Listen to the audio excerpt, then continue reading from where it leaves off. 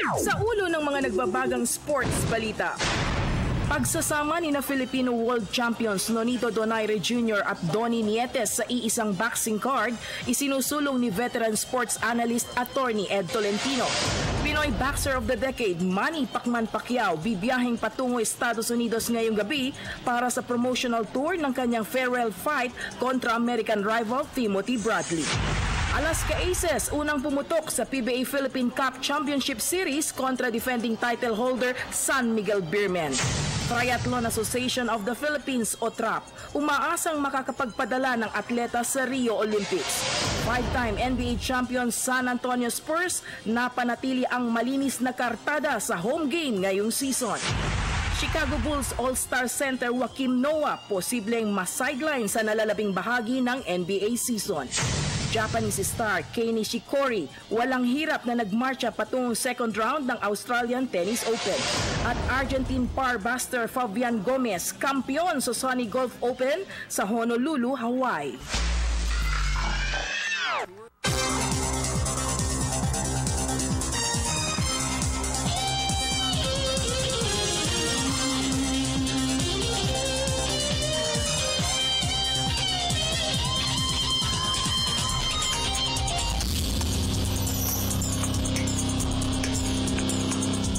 Magandang gabi po sa inyo lahat. Ako po si Dennis Principe kasama si Meg Siozo. Maghahatid sa inyo ng pinakahuling kaganapan sa daigdig ng palakasan. Sa boxing, isinusulong ni veteran sports analyst attorney Ed Tolentino ang pagsama sa isang boxing card ni ng Filipino World Champions Nonito Donaire Jr. at Donnie Ahas Nietes. Ito'y matapos na magsanib puwersa ang Top Rank Promotions at Ala Promotions sa pag-organisa ng April Fight Card na pagbibidahan ni Donaire.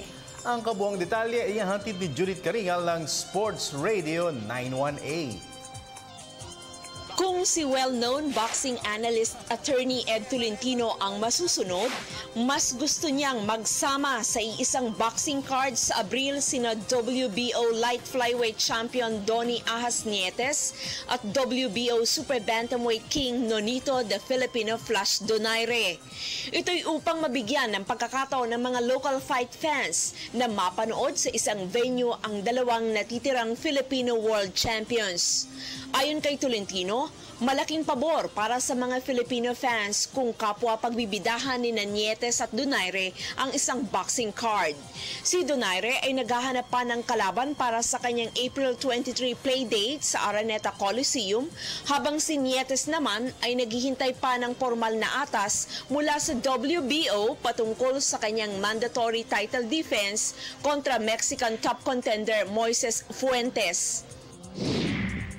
And this one should be a better card dahil kapwa world title fight. Yun yan ang aking pinupush, Dennis. Huwag na natin isplitin itong dalawang boxer na ito. Pagsamahin na natin dahil napakagandang bonus para sa mga Filipino boxing fans na makakita ka this coming April in your home arena. Hindi lamang isa, kung hindi dalawang world title fights featuring of course our very best champions.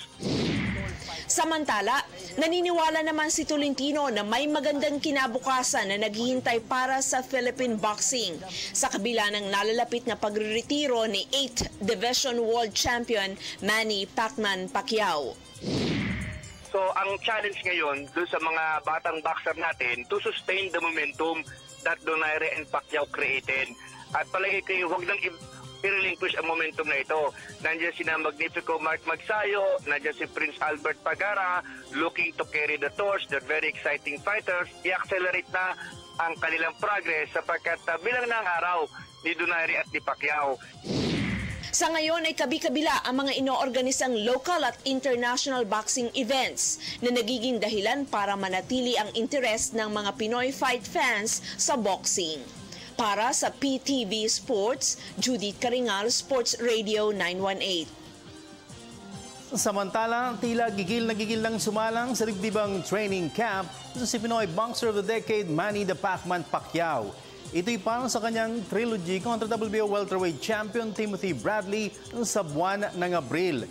Sa isang panayam, tiniyak ni Canadian advisor Michael Cons na agad nasisimulan ni Pacquiao ang ensayo na sandali makabalik siya sa bansa mula sa promotional tour sa Estados Unidos. Sa katunayan, kasama ni Pacquiao si Cons na babiyahe patungong Estados Unidos ngayong gabi upang dumulong sa dalawang magkasunod na press conferences sa Beverly Hills sa Los Angeles, California at sa Madison Square Garden sa New York sa Miyerkules at Huwebes. Plano ng Team Pacquiao nang simulan ang encampment sa General Santos City bago sila lumipat sa Wildcard Gym sa Hollywood, California. Sa boxing pa rin, patuloy ang pananalasa ni undefeated Pinoy super bantamweight contender Dodi Boy Peñalosa Jr. sa US soil. Ang pinakahuling biktima ni Peñalosa ay si Hungarian rival Sylvester Ajtai na pinatulog niya sa first round kahapon. Para sa detalye, nagbabalik si Judith Karingan. Isang dekalibreng boxer ang pinakahuling biktima sa US soil ni undefeated Pinoy super bantamweight prospect Dodi Boy Peñalosa. Siya si Sylvester Ajtai ng Hungary na tumagal lamang ng isang round kay Peñalosa sa fight card na idinaos sa ABC Sports Complex sa Springfield, Virginia kahapon. Isang solid left hook ni Peñalosa sa katawan ni Ajtai ang agad na tumapos sa laban. Ang 17-year-old na si Ajtai ay may professional record na 4 wins, 1 loss and 1 draw bago niya nakasagupa si Peñalosa. Ano ko po, may tinatansya ko po nung muna na nakuruhan ko sa bodega.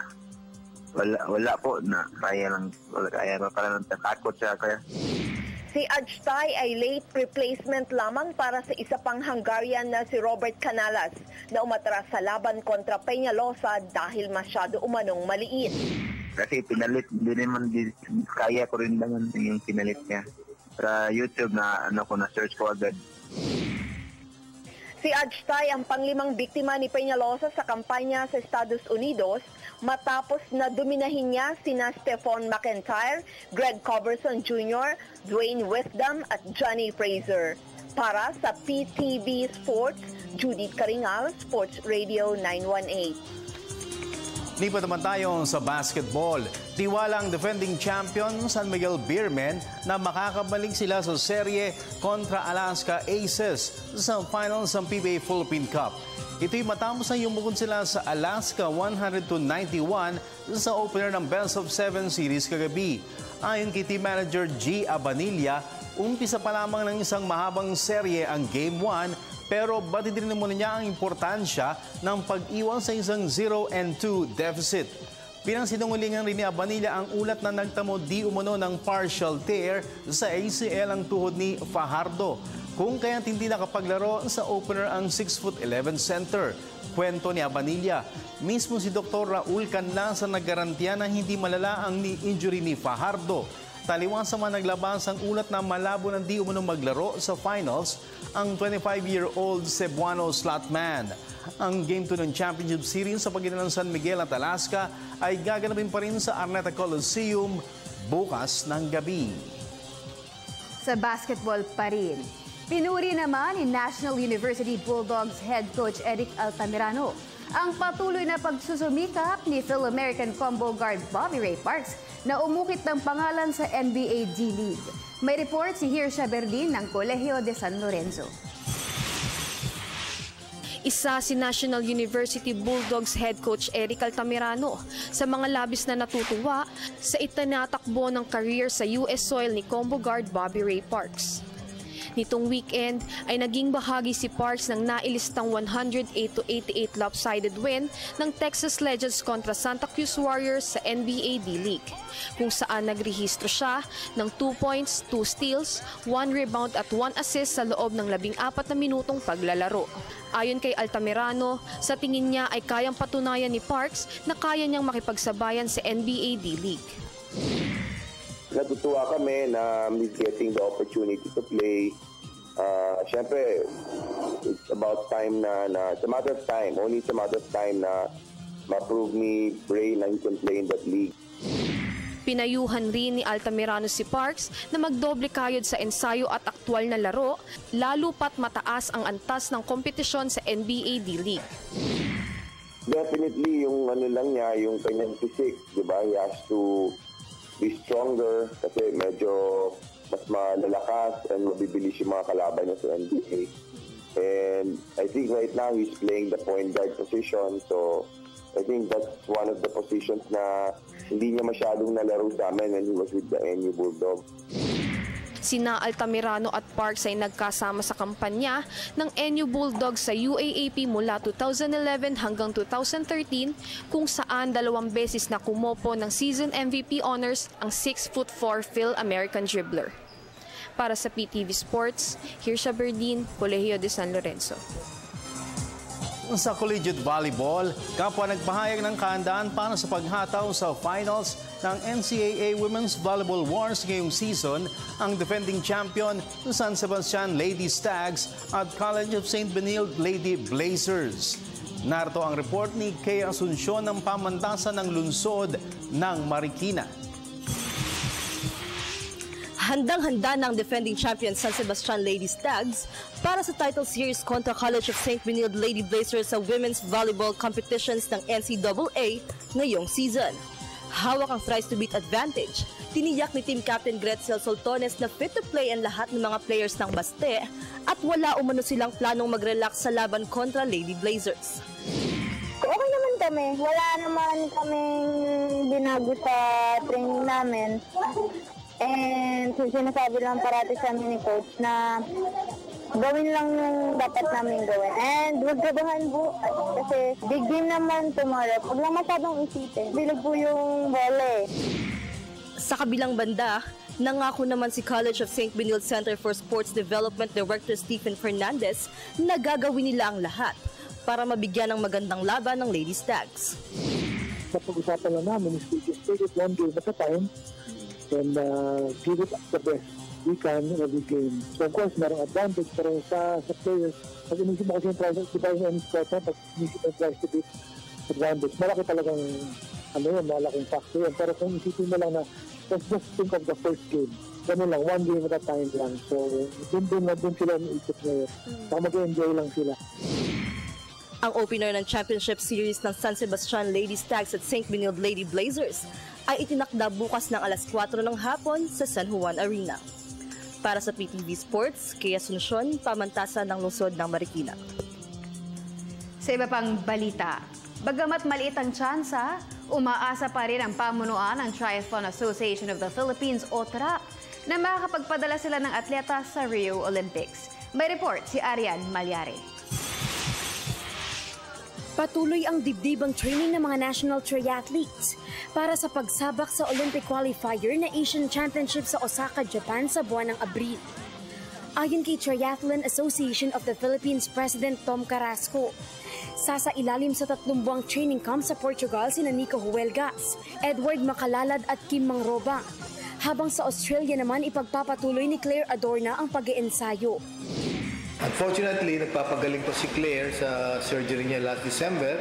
So, only 3 guys will go back to Portugal for training, for high performance training. Si Jonard, pinapakondisyon pa rin namin kasi alam niyo, pag sa, to attend an international high performance camp, you must achieve a certain fitness level na mandated by the organizers or the head coach, Coach Sergio Santos of Portugal, no? And yung 3 nag-qualify. Samantala, aminado naman si Carrasco na mabigat ang laban sa Japan event, kaya't posibleng ibaling na lamang nila ang atensyon sa 2020 Tokyo Olympics. We have started a 6-year plan to qualify them to the Tokyo 2020.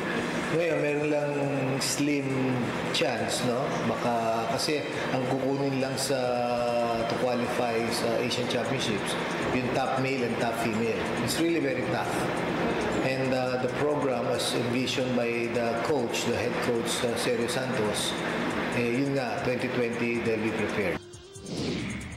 Sa ngayon ay tanging si Phil-American hurdler Eric Ray pa lamang ang nakasesiguro ng pwesto sa Rio Olympics bound Team Philippines. Para sa PTV Sports, Arjen Malyari, Telebisyon ng Bayan. Ganda lalaki ni Sir Tom, Nangako naman si Sanda athlete Clemente Tabugara na lalo pa magsisipag sa ensayo upang makabawi siya mula sa masaklap na kampanya sa World Wushu Championships noong isang taon. Nagbabalik si Arjen Malyari. Nangako si veteran internationalist Clemente Tabugara na babawi ngayong taon. Ito'y matapos na mabigo siya sa kanyang misyon na makapagsalba ng pwesto sa 2016 Sanda World Cup. Ayon kay Tabugara, magdodoble kayod siya sa ensayo upang hindi na maulit ang kanyang masaklap na karanasan sa World Wushu Championships noong nakaraang Nobyembre, kung saan napatalsik siya ng Iranian rival sa preliminary round. Magprosige talaga yung distance ko.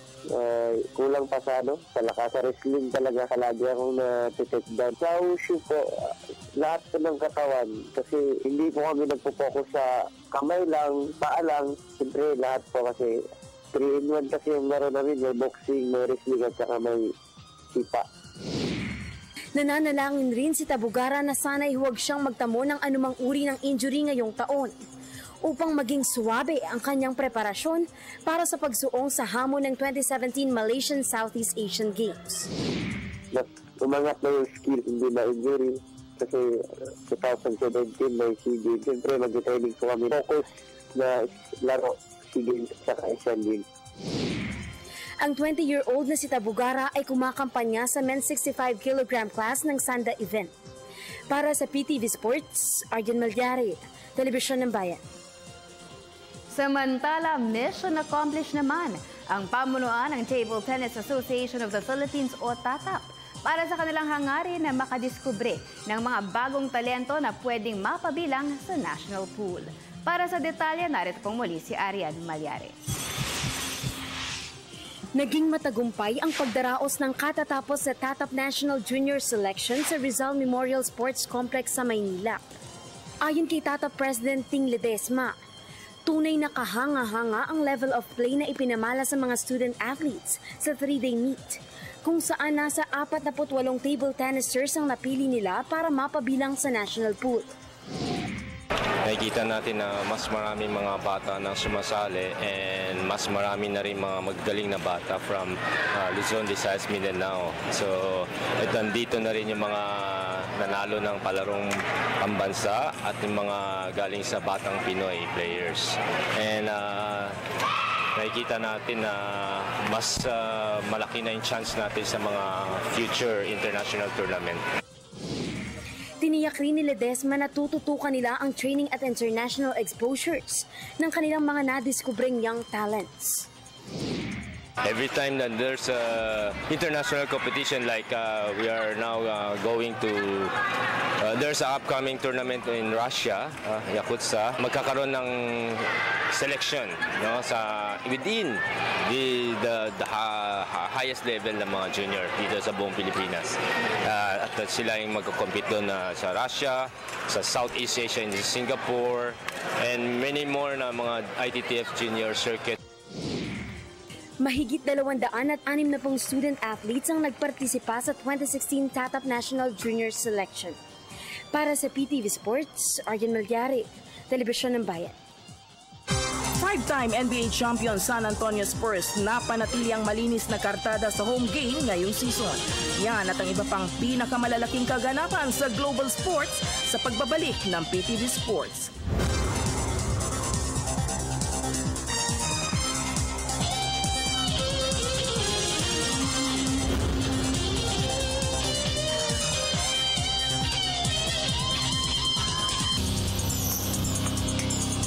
At nagbabalik ang PTV Sports sa NBA.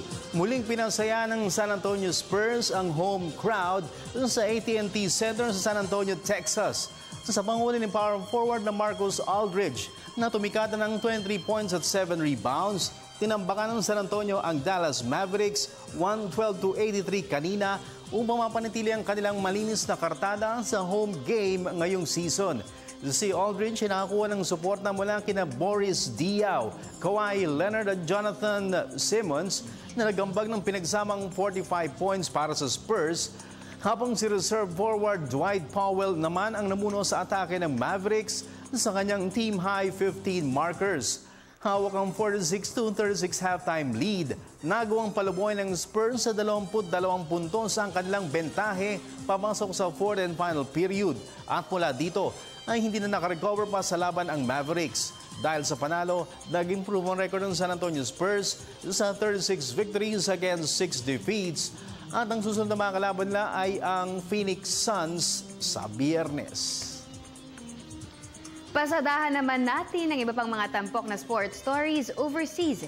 Sa report ni Cecil Kimlat ng Sports Radio 918. Posibleng mas-sideline sa nalalabing bahagi ng NBA season si Chicago Bulls All-Star Center Joakim Noah. Ito'y matapos na lumabas sa resulta ng MRI scan na mangangailangan siya ng surgery sa kaliwang balikat.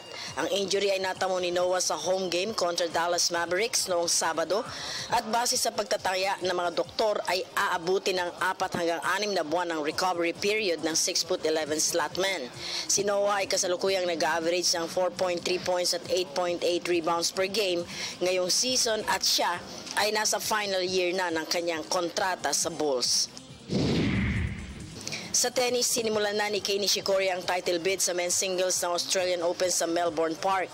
Kanina ay pinatalsik ng 7-seeded Japanese star ang nakadwelong si unseeded Philip Kohlschreiber ng Germany 6-4, 6-3 at 6-3 tungo sa pag-abante sa second round ng season opening Grand Slam tournament.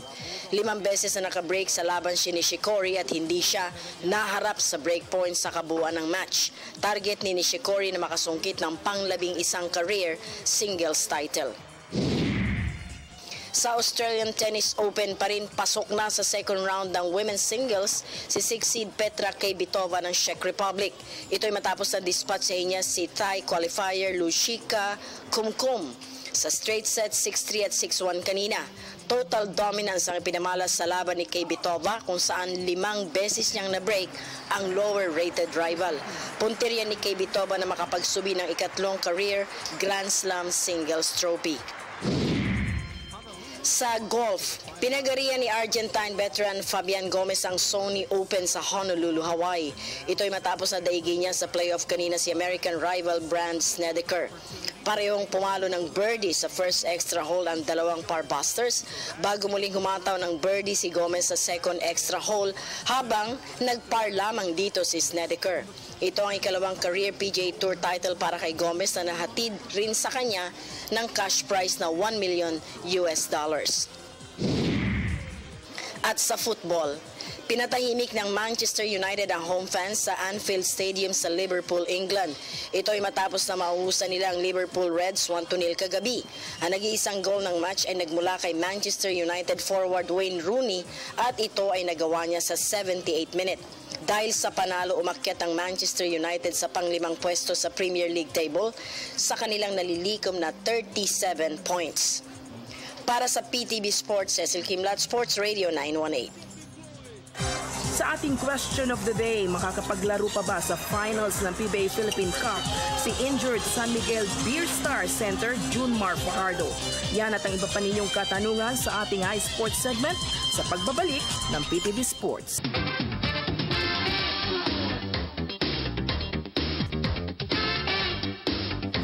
Nagbabalik ang PTV Sport. Okay, kumusta na po kayo? Namiss namin kayo ng mga tatlong araw. Because it's a Monday. Okay, at wala pong katotohanan. Hi, James! Ay, dito pala, sorry. Bago. Doon tayo sa monitor. Iba yung posisyon ng set natin ngayon. Hi, James T! Si James T. Sana nanonood ngayon. Kilala mo si James T, no? Ruben Castillo. Sports writer yan. At editor, kilala daw niya. Editor ng tabloid sorry, nakalimutan ko.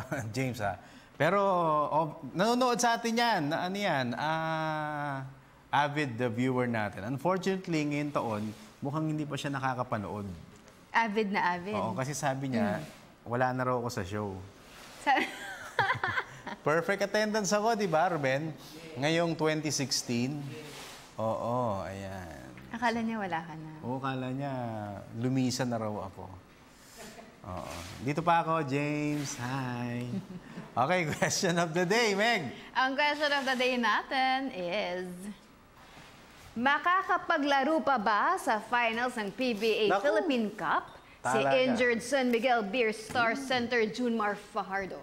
Ipadala nyo ang inyong mga sagot sa facebook.com/PTV4Sports or via our Twitter at PTV4_sports. Ayan. At mamaya nga pala, mga kaibigan, no, makakakwentuhan po natin via phone si PBA champion coach Shot Tankinsen. Natin niyang hinawakan yung San Miguel. Although hindi niya ata naabutan si Junmar eh. Pero champion coach yan, bata pa. So kalakasan pa, kumbaga. No, kagalingan pa niya. So mamaya mahihimay natin kung sakasakali ano yung nasa kanyang pag-iisip bilang isang coach. Ang mga pwedeng mangyari dito sa Final. parang basketball serye. No, daming mga issues tayo nga naririnig. Pero mas naging makulay. Oo. Ang buhay ng PBA. Tama. Okay. Samantala, basa. Asan yung isa kong cellphone? Kuya din. Sa likod ata. Sige, mamaya, basa tayo. Meron po tayong cellphone. Bago yung number, yung luma. Huwag muna, ha? Iba na ulit. Iba na. Sige, pinalta muna natin. Wala akong load eh. Sige, basa muna tayo, Meg. Alright, Jeric Franz Reyes Olweta.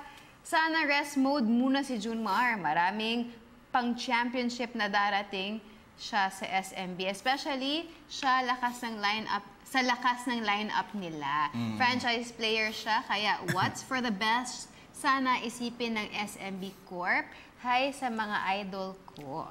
Ayan. Mula kay Jackson Acera, mas maganda kung makakapaglaro siya sa finals para mas maganda ang laban. Pero hindi dapat ipilit ilaro kung masama ang injury dahil baka lumala pa. Hindi lang naman SMB ang nangangailangan sa kanya, kundi buong Gilas at Pilipinas. Get well soon, Idol Junmar. Pag-greet naman po sa lahat ng Ginebra fans dyan. Konting tulog na lang, may games na ulit tayo. See you sa final, sabi ni Coach Team. #Ginebra forever. At wala pong katotohanan yung sinasabi na hindi raw totoo itong ating television. Totoo itong TV natin actually. Yan, nakikita po ninyo. Totoo po yan, yung TV natin. At nakuha niya yung phone niya. Totoo yan eh. Kasi sabi nila... Pwede tayong dito, score. Tumutunog, diba? Pwede tayong mag-scoreboard. Minsan magtuturo-turo na kami ng ganon. Touchscreen na yan. Touchscreen na yan, Yun ang hindi totoo, yung touchscreen. Okay, so nakuha ko yung phone ko. Mamaya bagitin natin number. Basa muna tayo, Meg. Shane Maika Bersamina. Sabi niya, final series won't be the same without the Kraken in it. So hopefully, makabalik siya. It's hard to see a great player getting injured. Kahit ibang team pa yung sinusuportahan mo, basta may nasaktan, you'll still wish for their recovery naman. Both teams deserves to win. Pinaghirapan nila ng sobra ang lahat para lang makarating sa finals. Pabati naman po sa tatay ko na si Danny at ang tito ko na nanonood din po siguro sa inyo ngayon, si Zaldi. Avid fan niyo po sila. Ayan. Okay, very good. Si Shane Maika Bersamina. Kaano-ano mo si Paolo Bersamina, kaibigan natin na chess player. Ayan, okay. Okay, at ang ating pong cellphone number ay 0906-203-4835. Again, 0906-203-4835. Ayan. Pinapagitna ba? Call lang po pwede ha. Ayan, wala pong text muna dahil hindi po natin at masasagot. At may call na. Hindi, nadial ko yung... Okay. Ay, ito. Sandali. Naku, sorry yung... Ayan na, may tumatawag. Oo. Aba, cross line. Sige, sagutin natin ha. Meg. Hello po, good evening, PTV Sports. Sino po sila? Hello, good evening po. Yes, good evening, partner. Sino sila? Si Julio po. Julio. Quezon City. Julio, Quezon City. Sige, bilisan mo dahil may per minute ka. Anong sagot mo sa ating question of the day? Okay, makakalaro pa yan si Junmar. Sabi naman kanina, di ba, hindi naman yung injury niya, okay lang siya. So, makakalaro pa yan. Kailangan ng San Miguel yan. Kasi alam mo yung ACL, PCL, pag may konting punit lang yun, baka magtuloy-tuloy. operahan yun. Pero sabi, magalang. So, walang punit. Okay? So, okay sa'yo. Saan naman naman? Mayroon ka pang tanong o babatiin, partner? Tanong ko lang, Boss Prinsipe. Sige, Boss Julio. Sa tingin po ba niya, okay yung magiging import ng Ginebra ngayon? Ano, okay ang? Yung import ng Ginebra po. Sabi ni Coach Boyd Fernandez, malupit yan. Magaling daw yung import na yan dahil na-consider niya rin yung import na yan at nakapaglaro na yan dito sa Token Text. 1 game lamang, he scored 38 points at saka 12 rebounds. Ang kaso nun, hindi siya nakabalik ulit ng next game dahil meron pala siyang kontrata sa NBA na dapat ayusin. Ayan. Yun ba yung dating player ng Minnesota? Oo, siya yun. Minnesota. Okay. Siya yun, sa Tyus Jeffers. Salamat po, maraming salamat. Okay, maraming salamat. First time ko po kayong matawagan. Sige, salamat Julio, kahit na... Nagmamadali. Hindi siya naka-anli. Baka daw biglang mamatay. Ayan. Si Julio, Hi, Julio. Ayan, biro mo yun, gumastos po, makausap lang tayo. Sige, basa muna tayo. Boss Bree, Saligay, good evening Sir Dennis at Sir Haji. Sana makapaglaro pa siya. Sayang din kasi yung presence niya sa loob ng basket. Ano po balita sa Star Hotshots? Sino po ang kukunin nilang import? Pakibati po si Mama na palaging nanonood ng PTV gabi-gabi at pakibati din po yung crush ko na si Jack Jonella. Crush mo si Jack Jonella. Kaano-ano niya kaya si Mila Jonella ng Sports Radio na kung kamag-anak na yan, tama yung pagkakakrush mo dahil napakagwapo ni Mila Jonella ng Sports Radio. So malamang maganda si Jonella. Ayan, okay. Ayan. Si Jack. Si Jack, magwapo yan. Tama ano ba? Babae ba Babae yan? ba? Siguro, Boss Bree. Yung lalaki. Ano ba yan? Sige. Okay. Huwag natin iba na yun. Chismis yun. Showbiz yun. Basa muna tayo. Ako muna. Jonathan Siriban Bias. If Aaron Santos will stay 48 minutes every game, San Miguel can beat Alaska even without Junmar. But if not, no one in San Miguel players can get the rebound after rebound. And as game 1, Alaska will dominate the rebounding area with the second chance points. Pwede hindi maglaro, buti nagtagalog, lalabas ko na yung panyo ko Pwede hindi maglaro si Junmar, pero kapag hindi nag-improve ang rebounding ng San Miguel in Game 2, baka mapilitan na maglaro si Junmar. If Junmar is healthy, San Miguel will win in Game 5. If not, San Miguel or Alaska will win in Game 7. Oo nga naman. Kung hindi San Miguel, Alaska sa Game 7. Galing ni Jonathan. May point. May point nga naman. May point siya. Maganda yung point niya. Kung hindi San Miguel, Alaska sa Game 7. Ayos ka, Boss Bray. Boss Bray ba yun? Hindi, iba na yun. Si Sanmi. Sige. Okay. Derek Arante, good eve, Sir Dennis. Hindi na makapaglaro yan si Fajardo. Bakit? Knee injury, kailangan na niyang ipahinga yan para hindi lumala. Sir Dennis, totoo po ba na matatrade si Ellis kay Intal or Hodge? Ano po ang scout nyo sa import ng Ginebra na si Othais Jeffers? Naku hindi ko pa nakikita dahil yung Othais Jeffers, last week, di ba, meron nagtanong sa atin, nagtanong tayo sa taga Ginebra. Ang sabi, ngayong araw ang dating. Hindi pa natin alam kung nakapag-practice ba, kung nakarating ba, no? So, di tanong nga. Or nagpahinga muna. Pwede naman. Cellphone ko. Wala na. Mag-isip muna ako ng palusot. Iba pa? Hindi, iba yan. Sige, basa pa tayo. Derek Arante, I miss you. Madalas nating kung nasan ako, nandun yan. Anino ko yan si Derek Arante. Kung nasan stasyon ako, nandun yan. Di ba na? Arin Derek. Okay. Darren Gonzagan Facun. Mas maganda po kung makapaglaro siya para mas maganda ang laban. Though, mahihirapan talaga ang Aces pero mas worth it at mas masarap mag-champion. Go Aces, go! Hashtag the Beast. Make it 2 against nothing. Idol Dennis, i-arbor mo naman ako na kay The Beast ng jersey. Nako, mahirap yung mga ganyang subukan natin Sino nga yan? Si Daryl. Si Darren Gonzaga. Facun. Sige, try natin Daryl. The Beast, Calvin Abueva, yung number 1 fan mo siguro to, si Darren. Mahirap ba humingi ng jersey sa kanila? Kasi ang mga jersey na, ilan lang naman 4, 5 piraso, isang kulay, o 3. At siyempre may mga hihingi rin nun, diba? Ayun.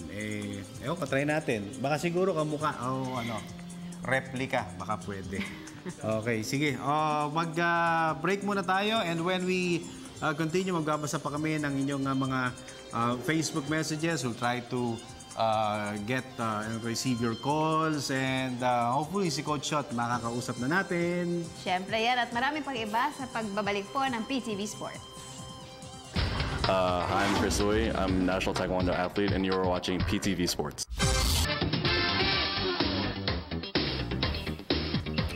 Nagbabalik ang PTV Sports. Alright, and napakaswerte ho natin. Mamang ito, kahit na busy right now, ay pinagbigyan tayo na mga kwentuhan para pag-usapan ang ongoing PBA Finals. Champion PBA coach, wala siya ngayong team, but I am sure it's only a matter of time bago siya bumalik sa PBA. Kumpara natin, Coach Shot Tankinsen. Coach Shot, good evening. Welcome sa PTV Sports. Yes, good evening, Dennis, and good evening sa mga viewers and mga listeners ng PTV Sports. Alright, and Coach, kasama namin dito si Meg Siozon, kapartner natin. Hello po, Coach. Yes. Magandang gabi po. Good evening, Meg. Alright, Coach, siguro i-generalize na natin. Although, siguro bagitin ko na, medyo hindi mo napanood yung Game 1, but you were able to watch some of the semis matches. Anong say mo na nanalo yung Alaska sa first game against San Miguel Beer? Well, actually, in a sense, dahil because of the injury that happened to Junmar, in a way, syempre, let's admit it, medyo the odds were in favor of them. Kasi syempre, laking bagay ni Junmar, di ba? So, I was expecting them to win. Although I'm not saying that kahit pag wala si Junmar. Pero syempre, let's admit it, mas malakas ang chance nila pag nandun siya, di ba? Okay. So, Coach, sabi mo, you were expecting na mananalo. Tama ba ito? Yeah. And I was surprised na medyo dumikit yung laro. Di ba, humabol na siya, saka sila, so I was taken by surprise. So, which is actually a good sign sa San Miguel. Kasi meaning, they can do it even kahit na naka-sideline si Junmar. So if I were in San Miguel's shoes, I'm pretty sure, in Coach Layer's shoes, I would feel very happy about syempre, not totally happy, but I'll feel that it would be a positive for the players. Kaya natin eh. It's just a few breaks here and there lang. So. Meg, may tanong ka? Coach, tingin niyo po ba with this conference, sino po ang fearless forecast nyo na pwedeng mag-champion? Alam mo, ang hirap sabihin yan eh. Kasi parang but both teams are very much deserving. If Alaska does win it, I think you could say, kasi sa basketball, minsan parang hinog na ba? Kasi ilang beses na sila parang yun almost there and yet kinapos ba, di ba? So parang if they win it, parang it's their time. But at the same time, San Miguel naman, in a way they're so dominating at this time also, especially with a healthy Junmar and then the cast that they put around him that complements him really well. I think that's a very good team that would be very good for quite some time. Yeah. Okay. Alright.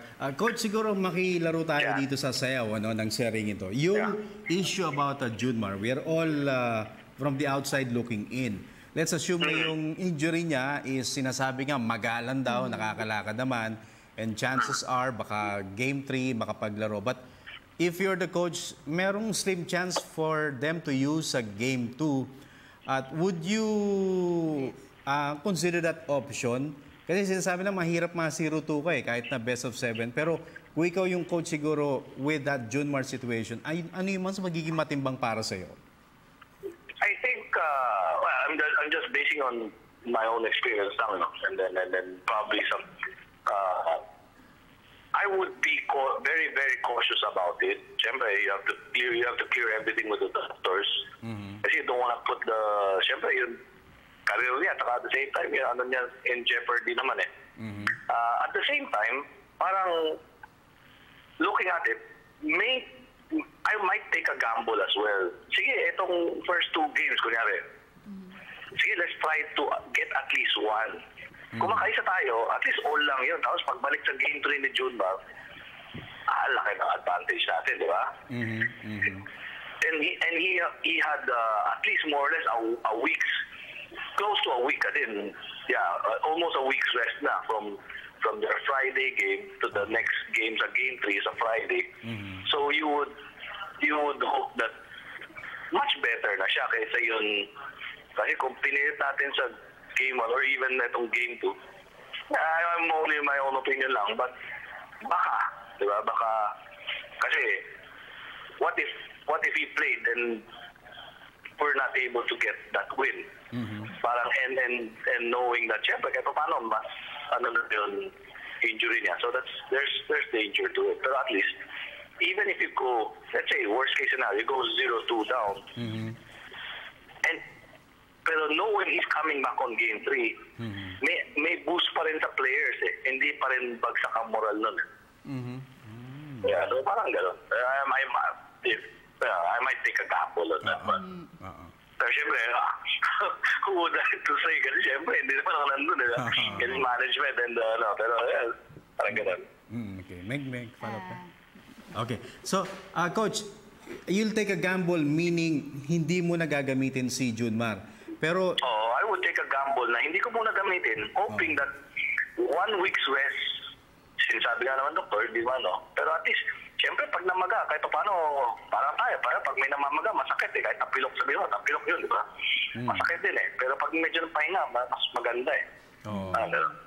Pero Coach, in reading your mind, hindi naman ako Coach, is it also one good way of making your players positive in such a way na kahit na 0-2, for you to say na, gamble tayo, makaisa lang tayo, okay na.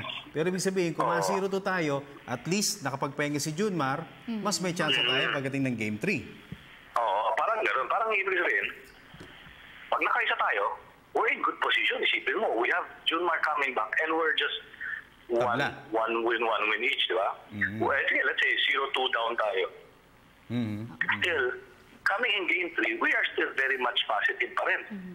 Kasi, we know Junmar is a big difference maker. Diba? So, kahit nasabi mo 0-2, hindi bagsak ang moral ng team.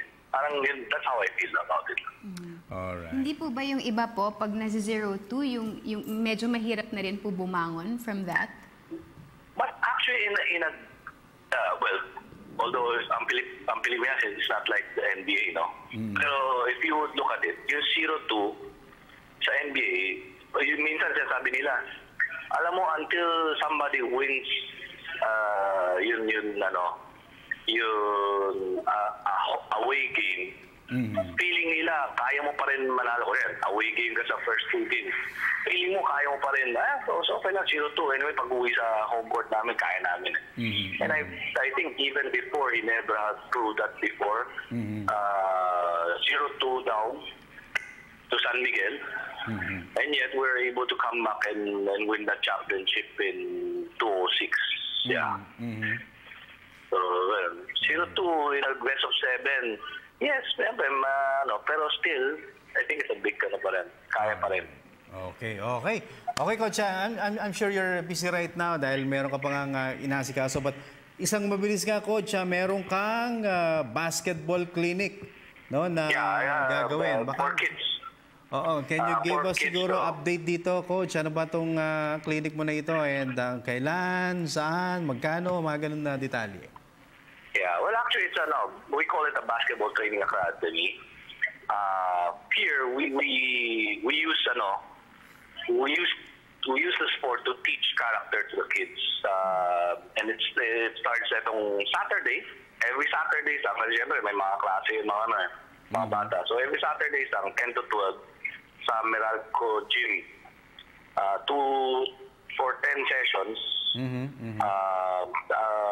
The rate's going to be 5,000.